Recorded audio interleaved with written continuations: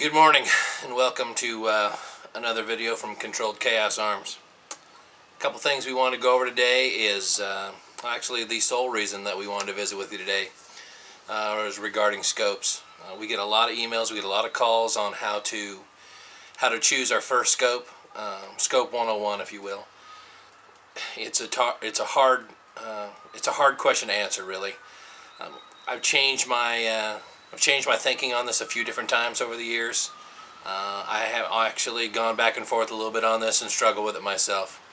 It hasn't been that many years ago. I took a pretty firm stance on scopes and optics, and I told myself for precision tactical shooting, you need to spend some serious money. I still do believe that for myself. I appreciate good quality optics and good tools. However, it occurred to me that when visiting with some guys that were fresh into the sport, they really didn't have the know-how, excuse me, nor did they have the wherewithal yet in their shooting to really decide which kind of scope that they needed.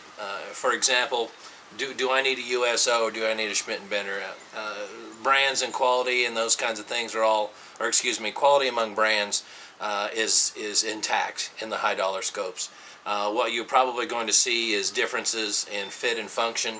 Definitely see some differences in specifications. So anybody can look at the specs and the build makeup of a good optic and make those decisions based on what you see there. But what we're really talking about here is not elevation or windage choice or MOA versus mil. What we're really talking about here is what do I need to get the background or get the knowledge to make that choice to begin with. So can I tell somebody who's shooting a budget $1,000 rifle to go out and spend between 2 and 3 on optics? It's hard for me to tell them to do that, especially when some of these, like US Optics for example, I'm a big fan, I use them a lot myself, are completely build to suit. I mean, you choose what you want this scope configured to from the ground up. So how can a young man or a young woman go out and specify the proper scope for themselves, never having done it before? Because frankly, they don't know what they need yet. So there is a place in the market for lesser cost scopes. I mean, I've seen some pretty good stuff down in the $500 and $600 range that seem to fill that gap. Now, if we go with the $100 Barska Special and you get some magnification like the Hubble telescope, and you're going to shoot 12 to 60 power, that's not going to work. I think that you'll find there are very few absolutes in life, especially true with good optics or optics in general. One thing I can tell you I think is pretty universal is a situation where you really need to consider quality over magnification. I think most tactical shooters would probably tell you, again, there are no absolutes, but they would probably settle for and much prefer a lower magnification quality optic over high mag. So for example, if they were going to shoot to the magical 1K mark, let's go with a 10 power fixed of good magnification instead of the 12 to 36 power junk. Can't cut through what you see out there when the wind is high and the sun is bright, and you've got all kinds of problems with aberration.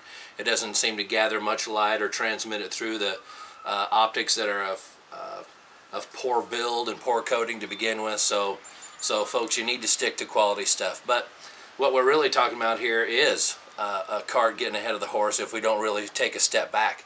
Before we can choose optics, we have to know what we're going to use them for 90% of the time. It's the same thing that I tell people when they come to buy a handgun or pick out a rifle or configure an AR-15 for the first time. What do you intend on doing with the weapon, or in this case optics, 90% of the time? And if you're not sure you can answer that, nor have you done that yet, I don't think that it's a prudent or reasonable that you would run out and spend a bunch of money. So I guess what I'm saying is I'm not able to give you the magical list of things that you're going to need in order to choose your first scope. But I can tell you definitively, you're wise to shoot with people who are already doing what you'd like to do, or more importantly, can give you some help. This sport, this industry is not short on good help, camaraderie, and the ability to seek out somebody to go to the range with. Most people are very friendly. They'll allow you to try their stuff on and give you a little counseling, a little bit of care, a little bit of help. So I would encourage everybody to step outside of your comfort zone, make a date with somebody that you see on Sniper's Hide or one of the quality forums out there. Spend some time at the range with them. Even offer to help at maybe a competition, that kind of things. There are no shortage of those going on, so that you can get an idea and a feel for what's going on, and participate and integrate yourself in something where you can get a little first-hand knowledge, because that's what really makes the difference here. So at the end of the day, yes, I believe quality trumps magnification almost every time. Beyond that, you're going to have to work in budgetary needs and some other choices, but it all starts with your training, your practice, and your ability to remove yourself from the comfort zone and go seek some help from those people who have it. Again, that's the basics. Get out there and run in the crowd that you want to emulate, or the crowd that you want to that you seek rather to work with.